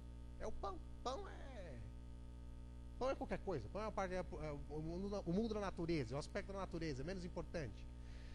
A gente desenvolve projetos espirituais. O CAD está fazendo um evento que fala sobre escola bíblica dominical. Bem espiritual, né? E a escola bíblica dominical começou na Revolução Industrial atendendo crianças pobres, nada espiritual. E ensinava os caras a ler, menos espiritual ainda, né? O cristianismo bíblico, ele quebra qualquer pensamento dicotômico. Na dicotomia grega, põe na próxima. Existe Deus e a esfera do sagrado. E a esfera do mundo secular não tem nada a ver com aquilo que Deus tem. É aquele cristão que diz assim, eu não misturo a fé com os meus negócios. E aí a pessoa vai fazer um negócio com ele, toma um bonde dele, o cara não paga e tal. Aí você vai reclamar, pô, mas por que você fez isso comigo? Não, eu sou cristão, mas os meus negócios têm nada a ver com a minha fé. A minha fé está num outro andar, está no andar de cima. E o jeito que eu penso a vida, a ciência, a economia, funciona baseado em outras regras. Põe para frente. Essa é a dicotomia grega. E aí a gente desenvolveu o gnosticismo evangélico, é o gnosticismo gospel. Nós ensinamos e aprendemos através dessa visão de mundo que sagrado está aqui, isso aqui nós investimos, nós pensamos nisso, disciplinas espirituais, guerra espiritual e tal. Isso aqui não é tão interessante não. Essa outra parte, artes, economia. E nós deixamos, por exemplo, é difícil você encontrar grupos cristãos que estão na grande mídia que cantam sobre as mulheres, por exemplo. Ué, mas o que os cristãos podem dizer às mulheres? Bastante coisa, né? Desde Gênesis ao Salmo 46, versículo 1. É o Salmo 46, versículo 1, que fala: o Senhor é o meu refúgio e minha fortaleza, socorro bem presente na hora da tribulação. E quando no Salmo 46 fala que o Senhor é o meu socorro bem presente na tribulação, é a mesma palavra que aparece em Gênesis, capítulo 2, que Deus falou para Eva: Eva, você vai ser a auxiliadora idônea. Existe uma característica da mulher, aliás, uma característica de Deus que só pode ser expressada por seres humanos do sexo feminino. O aspecto da auxiliadora idônea é uma delas. Por isso que a homossexualidade é uma afronta, uma afronta à natureza de Deus. Por isso que é terrível, é uma aberração. É impossível uma pessoa crescer em conhecimento e experiência dentro de um relacionamento homossexual, porque ele vai estar se relacionando com ele com o mesmo. E aí há crescimento no diferente. Em Gênesis já falava sobre isso. E onde estão as artes cristãs que falam sobre a mulher, por exemplo? Sobre os matos, as plantas. Aí não, isso a gente deixa para a nova era cuidar e tal. Uma visão de mundo nos ensinou a desvalorizar esse aspecto da vida. E é necessário a gente retomar algumas coisas. Põe para frente ali. A gente não tem que se esconder não, como a Estruz está fazendo. Nós podemos ter algumas atitudes. Põe, vai indo. Que a gente quer dizer para você que a tradição protestante, eles ensinaram para nós que a vida deve ser vivida toda diante da face de Deus. Corandeu era um tema, um lema da reforma protestante. Você conhecia a diferença de um carpinteiro protestante e um não protestante na época? É uma historinha que se conta. Quando você olhava a parte de baixo da cadeira, uma cadeira de madeira, Se a parte de baixo da cadeira fosse tão excelente como a parte de cima, onde todo mundo vê, só podia ter sido um protestante para fazer um negócio desse. Por quê? Porque todos os aspectos da vida dele eram vividos diante da face de Deus. O meu trabalho deve revelar um aspecto do caráter de Deus. Você escolheu sua profissão porque Deus quer revelar para o mundo que Ele criou um aspecto do caráter de Deus que só um professor, por exemplo, pode revelar. Só o dentista, só o vendedor, só o sociólogo, só o pedreiro, só o jardineiro, por aí vai. Porque todas as coisas devem ser vividas diante da face de Deus. Põe para frente. A ciência e tal. E tem um cara, um holandês, que diz assim, Abraham Kuyper era o nome dele, ele era jornalista, economista, filósofo, etc. Ele falou, ó, pessoal, não há um só centímetro em todos os domínios da nossa vida humana sobre o qual Cristo, o Senhor de tudo, não clame, é meu. Tem alguma esfera da vida que Deus manda menos? Tem? Tem ou não? Não. Eu vou ler para vocês um versículo bem rápido em Colossenses e eu acabo, prometo para vocês. Está lá no livro de Colossenses, capítulo 1. Vamos ver aqui. Também não vou achar nunca.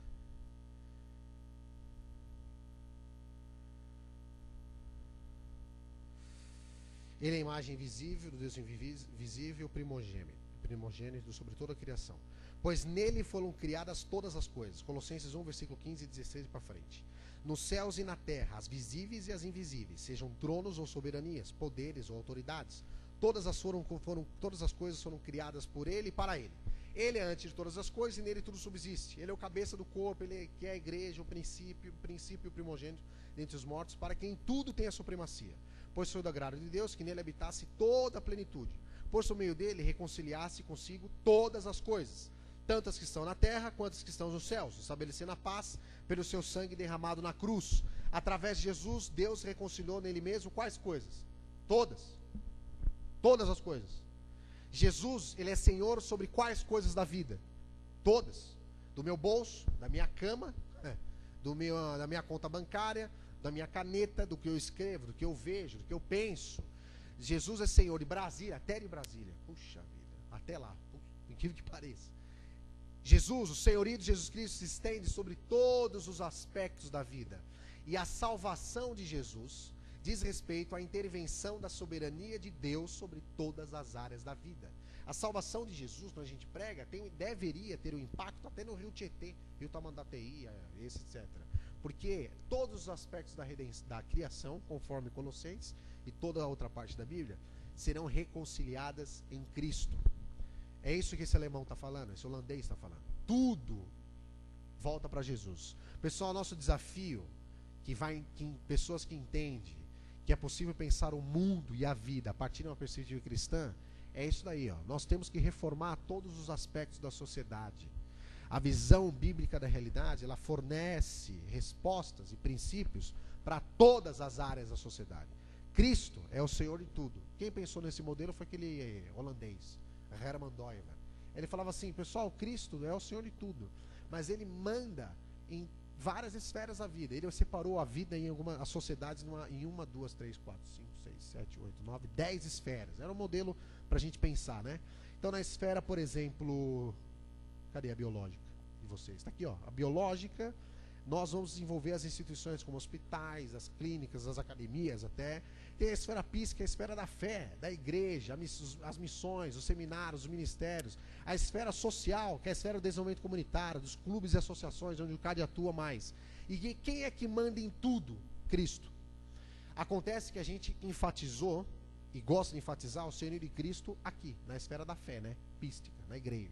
Deus manda na igreja. Jesus é o Senhor da igreja, é verdade. Mas isso é um evangelho manco. É uma teologia manca. É uma visão de mundo manca. Não.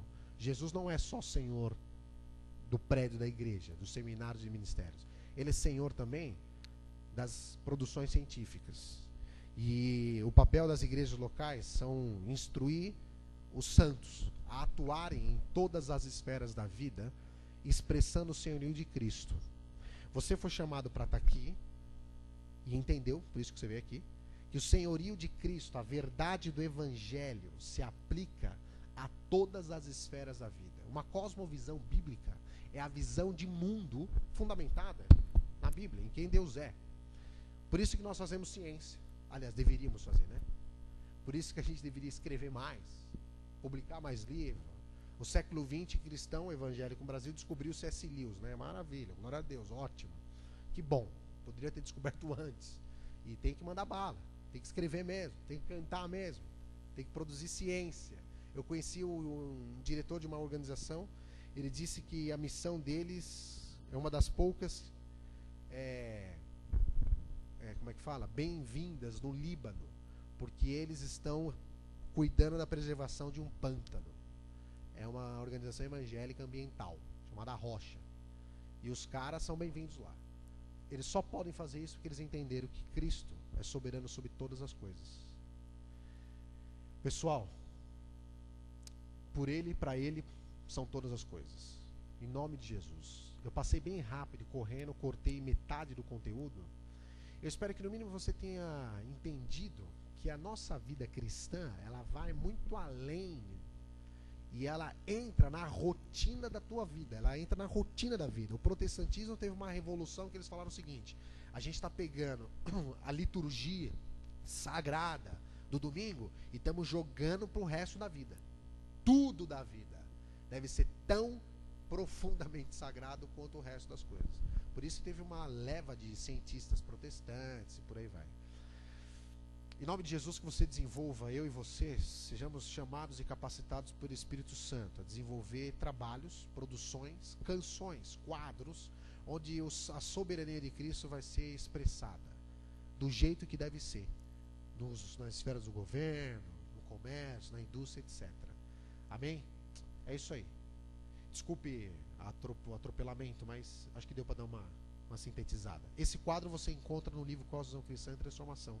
Tá lá, tem um capítulo que fala só sobre esse holandês que pensou sobre isso daí. Alguém tem perguntas? Vamos ou trocar ideia, sei lá, um exemplo. Fica à vontade.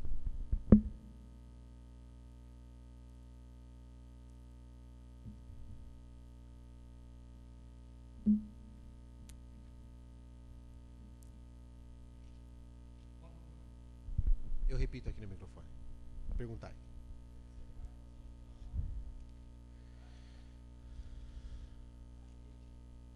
Estou ouvindo.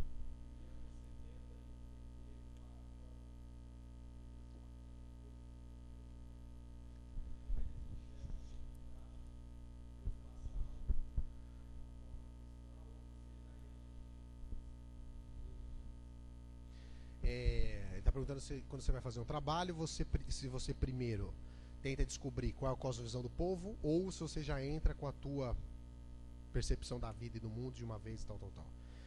O missionário sábio, ou o crente sábio, tira a palavra missionário que a gente espiritualiza muito, né? Ou é o cara que é só ele que vai falar e tal. Não, nós somos chamados a influenciar nossas áreas que Deus colocou para mim, para você atuar. Então as pessoas cristãs são chamadas a influenciar suas áreas de uma forma eficiente. Primeiro ele conhece a sua própria cosmovisão. Vamos dizer o seguinte: o que é que o brasileiro pensa a respeito de tais e tais áreas da vida? Esse é o primeiro exercício que ele faria. Quando a gente fala no CAD e fala assim: pessoal, quem tem chamado para trabalhar no Brasil, ou sei lá, ama esse país e tal, algumas pessoas levantam a mão. Tem muita gente que chega no CAD e fala assim: eu vou trabalhar no Nordeste e tal. Eu falei: puxa, que bom. Então você já deve ter lido 10 vezes Grande Sertão e Veredas, né? Porque você é o cara que foi chamado por Deus para trabalhar no sertão. Então você manja tudo de Grande Sertão e Veredas, no mínimo. Porque Grande Sertão e Veredas é a nossa Odisseia. É a Odisseia escrita em português. O cara conseguiu retratar muito bem a mentalidade do sertão. Conheça profundamente a tua própria. Conheça a cosmovisão bíblica. Ore pra caramba, lê esse livro, engula esse livro. Depois, você procura entender o do povo que está atuando. No CAD, a gente faz um procedimento, em alguns projetos, não todos, tá? A gente conseguiu fazer isso. Com os catadores e com as costureiras, nós fizemos uma breve etnografia. A gente fez um roteiro de entrevistas, nós visitamos todas as famílias, nós entrevistamos. Aí nós transcrevemos as entrevistas. A gente analisou o discurso e conseguiu extrair elementos da crença das pessoas. Qual a concepção delas a respeito do trabalho? Aí uma mulher falava assim: ah, Marcelo, eu tenho não sei quantos filhos, e aí tantos deles foram morar em Ponta Grossa, e tem um aqui comigo, né? E eu que trabalho, mais trabalha, né? E ela deu risada. É o mais bobo. O mais bobo é o que mais trabalha, né? E deu risada. Eu falei, nossa, que tipo de visão que ela tem a respeito do trabalho para falar que o filho mais bobo é o que mais trabalha. Interessante. E aí, nosso programa era de geração de renda, que louva o trabalho. Ora, uma mulher que pensa que trabalho é bobeira, ela nunca vai. Ela tá pouco se lixando com esse troço de ter que entrar no programa de geração de renda. Deu no que deu. Ela ficou um tempo e saiu fora, não participou mais. Era uma mulher legal, gente boa. Mas a gente gasta energia sem conhecer a realidade do povo. E aí Jesus estava andando lá e tinha um cara, acho que foi essa história, uma pessoa gritava e Jesus falou, peraí, chama o cara aí. Aí o cara foi chamado e Jesus pergunta para ele, o que você quer que eu faça? Jesus perguntou, e aí, qual que é a tua agenda? Qual que é o teu interesse a respeito da vida? Aí o cara disse assim, eu sou cego, né? Eu quero ver. A pergunta de Jesus não era uma pergunta retórica, óbvia. Jesus estava dando voz àquele que não tinha voz. Jesus estava extraindo dele um conhecimento, uma interpretação nativa da realidade. Então, o que é que você quer que eu faça?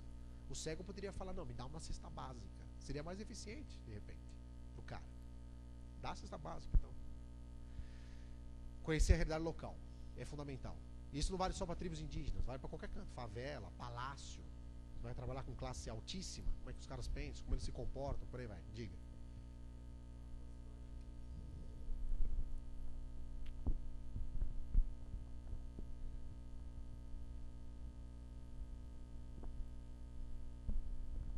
Uma coisa que eu acho difícil, por exemplo, você pega de um modo geral, né? Você pega os africanos, né? Tem toda aquela concepção de pobreza, uma visão de pobreza, e o povo só vai lá para tirar a foto deles, mostrar como eles são magrinhos, pobrezinhos e tal. E eles acreditam nisso, né? E o que, na sua opinião, poderia se fazer, vamos dizer assim, missionários que vão para a África e tal, essa questão de você mudar a mente, você tem alguma experiência de pessoas que tinham essa mente bem, como é que eu vou dizer, baixa estima, que eles eram os coitadinhos e que vocês conseguiram mudar essa visão? Tem alguma experiência com relação a isso? Tem. A gente, pelo que eu entendi, está falando da visão a respeito do próprio pobre, né? Do pobre pensando sobre ele mesmo. A primeira coisa que a gente fala para missionários não trabalhar em contexto de pobreza é que pobres não são bonzinhos. A gente tem aquela visão romântica do pobre, né? Todo pobre bonzinho, coitadinho. Não, tudo bem, ele até pode ser uma vítima e várias vezes é também. Mas ele não é pobrinho, coitadinho nesse sentido. As intervenções missionárias devem alavancar processos de protagonismo na comunidade pobre. O CAD trabalha na perspectiva de trabalhar mecanismos de empoderamento dos pobres. Dar poder, conferir poder aos pobres. Para que eles tomem as rédeas da sua própria vida, não dependam mais do CAD. O fim do CAD, daqui a 20 anos, quando a gente estiver no 57ª edição do SEMPES, falar, pô, e os povos do CAD? Não tem mais, mano. Não precisa mais, os caras fecharam, entendeu? Pô, que pena. Não, que pena, que bom. Tem que fechar mesmo. Que aí a comunidade resolveu os seus problemas e tomou o rumo de si. A gente desenvolveu um projeto, a Michelle desenvolveu um projeto de protagonismo juvenil com adolescentes. Então, eles desenvolveram um projeto, com a facilitação dela, e eles mesmos foram nas escolas públicas e aplicaram um projeto na área de saúde preventiva, sobre sexualidade e não sei o quê. Então, o projeto foi executado por eles, o projeto era deles. A boa liderança missionária ou cristã é aquela que o povo depois fala assim, puxa, o líder está lá, né? Nós que fizemos. Nós participamos, o povo dizendo. Nós tomamos as decisões e deu certo, foi a gente que fez. É isso daí. O público-alvo não é gente para ser usada para tirar foto e captar recurso depois e tal, sei lá. Não, é para ser alavancado, para ser empoderado, para ser servido por nós. nesse sentido. Entendeu?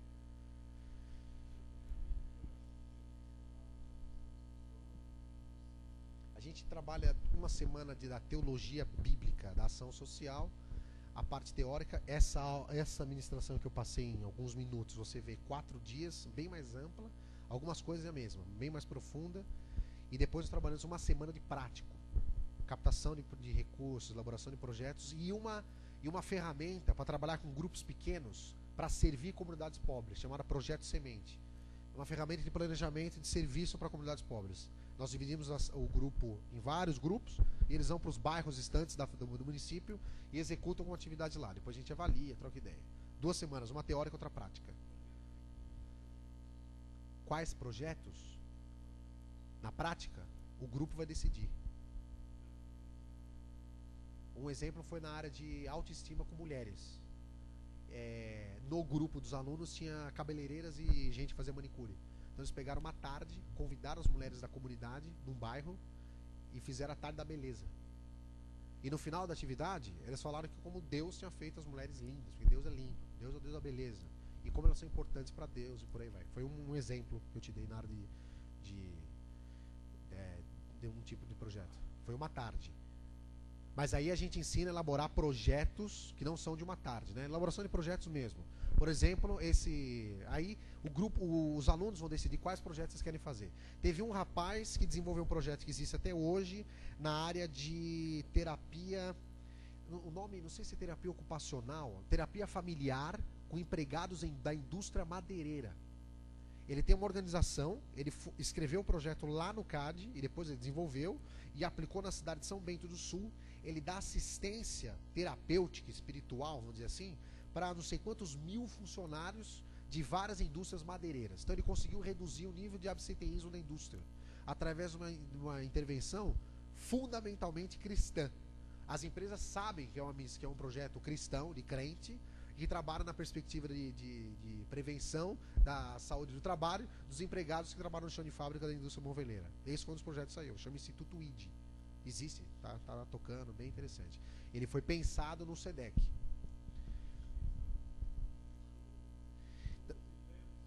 É assim, o SEDEC chama Seminário de Desenvolvimento Comunitário. As pessoas se inscrevem, qualquer pessoa, qualquer líder cristão, tem que ser cristão. Vai lá e faz. Ao longo do curso, ele tem que terminar o curso com um projeto escrito. Projeto de intervenção comunitária. E aí a gente vai ajudando ele, tem a parte, uma assessoria jurídica lá do curso, que dá e tal, que tipo de titulação ele vai precisar, tal. E no final, a gente dá as orientações e cada aluno ou grupo vai e aplica nas suas comunidades, nas suas igrejas. Esse caso foi um rapaz que fez e aplicou e deu certo, tal, lá em São Bento do Sul. Mas tem N experiências. O pessoal que fez o CAD de Palhoça, lá em Florianópolis, também foi pensado num negócio desse tipo. Foram lá, desenvolveram uma ação. Hoje eles assumiram uma unidade de saúde, conseguiram uma doação de não sei quantos $1.000 da Igreja Batista do Sul dos Estados Unidos, e lá eles estão desenvolvendo ação com saneamento básico, por exemplo. Então tem N frentes. É infinito a possibilidade de serviço nesse sentido. Tem várias ideias. O CAD trabalha com tudo aquilo que a gente fez. Outras organizações trabalham com outras ênfases. Teve o CAD de Rondônia que trabalhava com alfabetização de presidiários, por exemplo. Era uma intervenção deles lá. Mas aí o treinamento é livre. O aluno monta o projeto que quiser. Desde que seja comunitário. E integral. Que revele a soberania de Cristo em várias áreas da vida. Entendeu? 15 dias. Integral. Manhã, tarde e noite. O aluno ele vai lá, fica 15 dias, é uma imersão intensiva, né? É uma experiência total de trabalho comunitário. O curso é lá no CAD, a gente hospeda os alunos nas casas das pessoas que moram no município e tiver algum contato com o CAD. Então a pessoa vê o CAD de dentro e vê o que o outro está falando do CAD, né? Para ver bem e tal. Ele tira suas próprias conclusões, vamos dizer assim. Tem. Visita os bairros, visita pessoas que têm contato com o CAD. É uma imersão total. É interno, fala.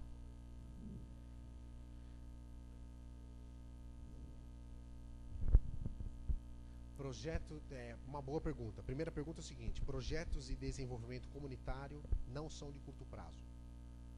A gente diz assim, você quer trabalhar com comunidades na perspectiva de desenvolvimento comunitário, mínimo 5 anos, dando uma estimativa. 1 ano, 6 meses, esquece. A gente, com os catadores especificamente, é um projeto recente, a gente começou em novembro do ano passado. Nós fizemos uma parceria junto com alguns órgãos do governo, da prefeitura local. Nós convidamos todos os catadores que a gente sabia que tinha acesso, para ir no CAD e fazer uma reunião. E aí nós fomos reunindo várias vezes, uma vez por semana, até hoje tem as reuniões. E nas reuniões a gente trabalhava vários temas.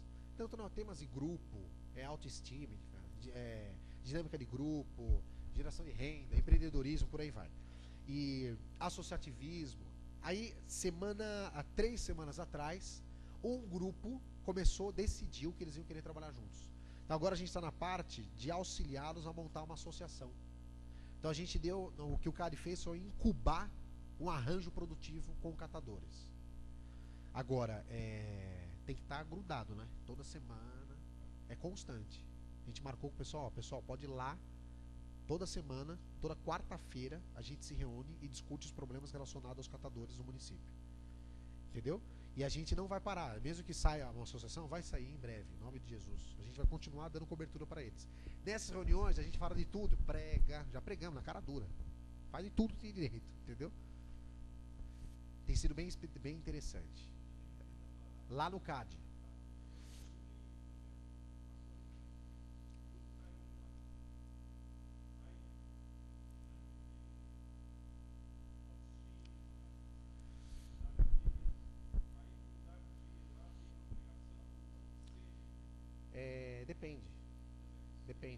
Depende do momento. Projetos comunitários, ele é fundamentalmente, a agenda de um projeto comunitário, ela é definida pelo grau de relacionamento. Então vamos supor, se eu nunca vi uma pessoa na vida, ela precisa me conhecer para ela dar crédito naquilo que eu vou falar para ela, né? Então relaciona. E aí dentro da nossa equipe tem uma pessoa específica que faz visitação. Então nós vamos à casa da pessoa. E a senhora precisa de alguma oração? Vamos orar. Posso orar? Geralmente oração todo mundo quer, né? Aí vai ora. Aí vai outra vez lá de novo, vai visitando. Aí encaminha para uma igreja local e por aí vai. O nosso evangelismo, ele deve ser não. Eu vou dizer assim, lá no CAD ele é assim, ele é orgânico. Nós evangelizamos em todos os projetos, mas ele é orgânico. Nós não damos ênfase em algum método, a gente dá ênfase no relacionamento. Conforme quanto mais a gente se relaciona, mais a gente vai falar para a pessoa, vai ter liberdade de falar para a pessoa sobre o nosso relacionamento pessoal com Jesus. E o resto é o Espírito Santo que faz. Entendeu?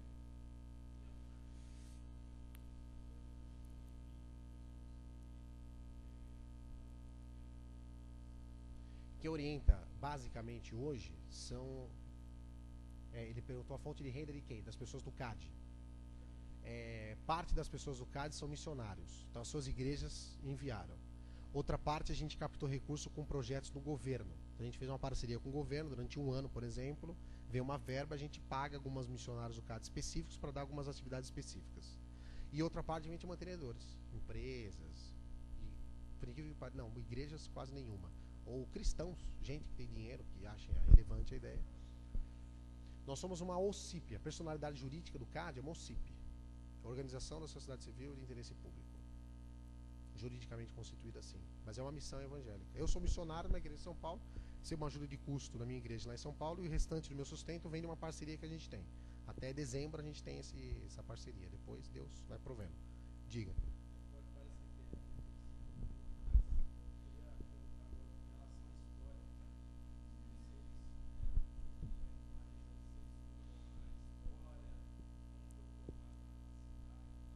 Então,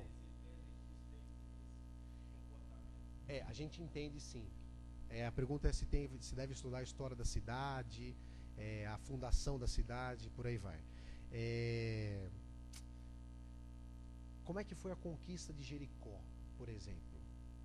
Aí Deus fala assim para Moisés: Moisés, manda uma equipe que vai fazer uma pesquisa na cidade, e vocês vão perceber, Moisés, a capacidade produtiva da cidade, o sistema de defesa, está escrito lá, estou parafraseando, o sistema de defesa, você vai estudar como a cidade é geograficamente desenhada e por aí vai, Porque aí você vai ter elementos para exercer a minha vontade sobre aquela cidade. O exemplo de Jericó, a vontade de Deus era o juízo. Agora vamos dar um outro exemplo. Por exemplo, de pessoas que tiveram que interagir com a cidade e tal. O próprio Jonas, ele foi um interventor meio desesperado. Mas Deus quer redimir a história das cidades também. Nós orientamos e indicamos que as pessoas façam exatamente esse processo. Por isso, quando a gente fala a respeito de quais são as fontes de conhecimento de uma comunidade, quais são as fontes de informação de uma comunidade. Às vezes a gente, como cristão, a gente, como é que fala? Pré-julga algumas fontes, né? Mas, por exemplo, às vezes vai no pai de santo de uma comunidade, pergunta para ele que tipo de serviço ele é mais solicitado. Ele é um cara que é um informante. Eu estou chutando o balde, né? Mas ele é um informante. Ele pode dizer, cara, que eu recebo serviço para relacionamento conjugal que você não faz ideia. Eu falei, é 3 bodes por dia. Puxa, que tragédia. É uma tragédia. Um exemplo. Vai na farmácia. Ô tio, o que sai de remédio mais aqui? Ah, sai mais antidepressivo, Viagra, sei lá, qualquer coisa do tipo. E você começa a traçar algum perfil daquela população. Existem fontes de pesquisas formais e informais. O missionário sábio, ou a igreja sábia, ela acessa essas fontes formais e informais. Cara, a principal fonte para a conquista de Jericó foi Raabe, que era um bordel, dona de bordel. Terrível, né? Terrível. E ela instruiu os caras, ó, é assim, assim, assim, cuida com isso, tal. E quando a coisa apertou, ela escondeu os caras, né? Não, fica aqui, vou esconder vocês. Era uma fonte de informação. O missionário sábio consegue discernir isso daí e acessar esse recurso, entende? E o principal mote do nosso trabalho é o seguinte: os principais recursos já estão nas comunidades. Pessoal, não olhem o campo de ação de vocês na perspectiva daquilo que falta, porque o principal Deus já colocou lá. Qual é o principal? Os seres humanos. O principal recurso que nós temos nas favelas são os seres humanos, que são imagem e semelhança de Deus. Várias pessoas acessam a gente e falam, nossa, Marcelo, mas a gente não tem dinheiro, a gente não tem nada, e o que a gente faz? A nossa igreja não apoia. Eu falei, cara, você tem gente? Tem. Então você tem 90%. O resto é consequência. Então, vamos olhar as favelas com os olhos de Deus. Não na perspectiva que falta, mas naquilo que tem. Lembra a história de... Teve um cara na Bíblia que ele fez isso. E aí chegou uma viúva, pobre, bateu lá. Estou adiantando um seminário para vocês inteiro. Mas se você for lá, você vai ver isso daí. Eliseu, meu marido, morreu.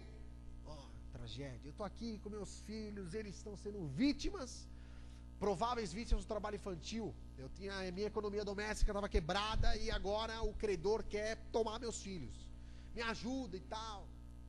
Aí Eliseu fala, o que você quer que eu faça por você? Olha a loucura de Eliseu. A pergunta de Eliseu insere o pobre, a mulher pobre, na solução. Às vezes a gente quer trazer o pacotão fechado, né? Esse povo é pobre, não sabe nada, não sabe ler, não sabe escrever, não sabe nada. É assim que vocês vão fazer. Aí Eliseu fala assim, não. O profeta faz assim, ó. O que é que você tem? O que você quer que eu faça por você? E a pergunta em seguida é, o que você tem na sua casa? Olha a doideira, né? Era uma mulher pobre. E a mulher responde assim para Eliseu no segundo livro de Reis, acho que capítulo 4. Eu não tenho nada, vírgula, na minha versão. Só um pote de azeite. Ué, então você já tinha alguma coisa. A pobreza, a miséria profunda, crônica, ela embota os sentidos. Sabe o embotamento dos sentidos? Ela insensibiliza a respeito dos recursos. Isso já estava na Bíblia, em 2 Reis, capítulo 4, há muito tempo, antes da Idade da Pedra. Isso aparece no capítulo 2 ou 3, O Crime e Castigo, do Dostoiévski, quando o personagem Raskolnikov, ele se enfurna naquele... Já viram o livro? O livro é uma profecia, fantástico. Aí o cara fica enfiado naquele cubículo e não há nada além daquilo lá. O mundo dele é aquilo lá. E todas as peças dos móveis da casa, o Dostoiévski descreve, fantástico. Eram peças, móveis inutilizáveis. Não prestavam para nada. Porque a pobreza crônica, ela corrompe os materiais por perto. O cara não conseguia tirar proveito nenhum do material que estava no quarto dele.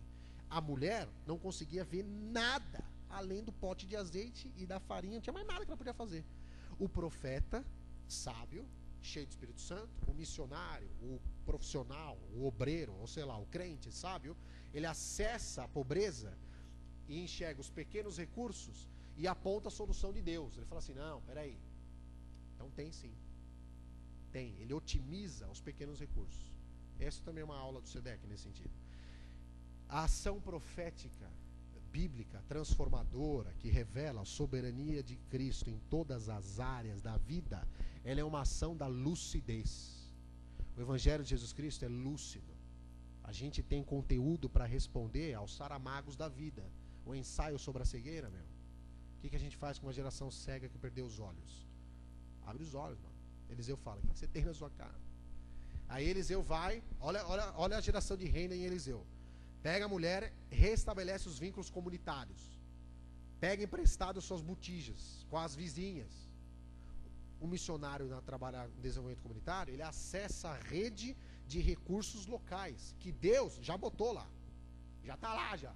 A gente só vai e é o motivador. Acende o fósforo para soltar tudo, explodir tudo. Pega emprestado as botijas da vizinha. A mulher vai e pega. E agora, Eliseu? Aí Eliseu dá um plano de microempreendimento. Empreendimentos e pequenos negócios. Vai e vende o que você tem. Com excedente, você vai pagar todas as vidas e vive com o resto ainda. Monta uma pequena empresa. E ela montou. E ela viveu. E provavelmente deve ter criado os filhos dela assim. Não está na Bíblia, mas eu estou viajando aqui, já falo já.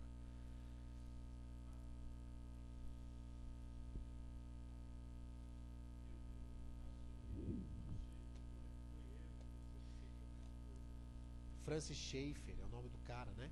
E o Herman Doyever. Eu não sei falar holandês, né? Eu acho que se pronuncia assim, Herman Doyever. Esse Herman Doyever, ele está no Brasil. Quer dizer, está no Brasil não, ele já morreu, né? A gente tem um livro chamado Cosmovisão Cristã e Transformação é razão. Deixa eu voltar aqui para você ver, né? O livro é esse aqui, ó. Cosmovisão Cristã e Transformação. Nesse livro apresenta algumas ideias desse holandês Herman Doyever. Ele era teólogo, filósofo e tal. É ele que tem aquele esqueminha que eu mostrei que a gente estava aparecendo, a soberania de Cristo em todas as áreas e esferas da vida. Nós não temos. A gente só teve uma experiência publicada naquela conferência, mas não tem tipo um kit, está falando, né? Alguma coisa assim, um programa para geração de renda. Não temos ainda. Eu não sei se a gente vai ter, mas por hora depende da realidade do povo.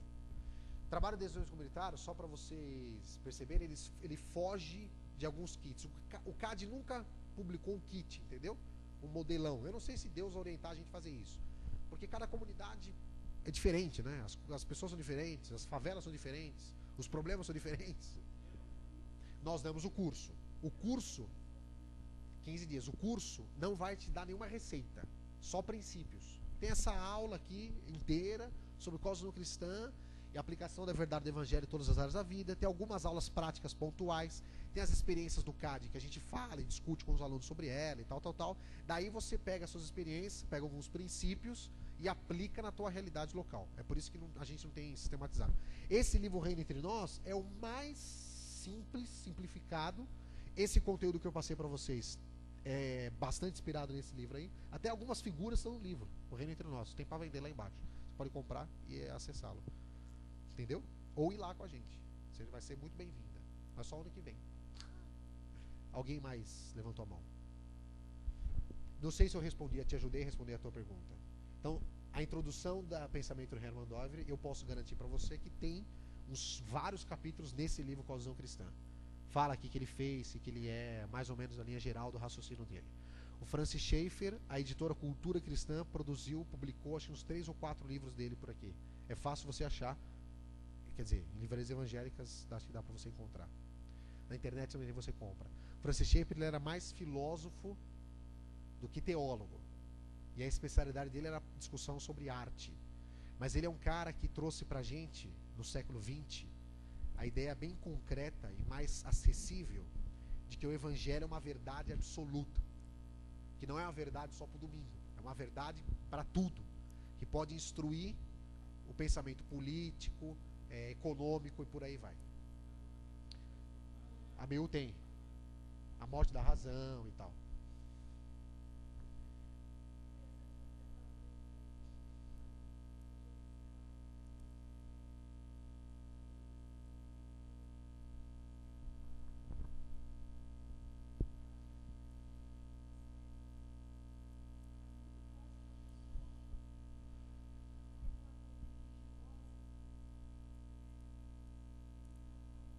você quer dizer... se você quer dizer uma...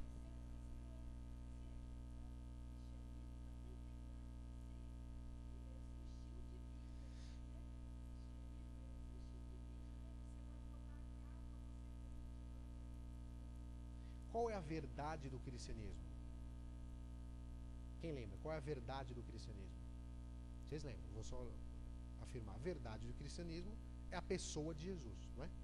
A verdade do cristianismo é um conceito abstrato, filosófico, uma preposição kantiana, transcendental.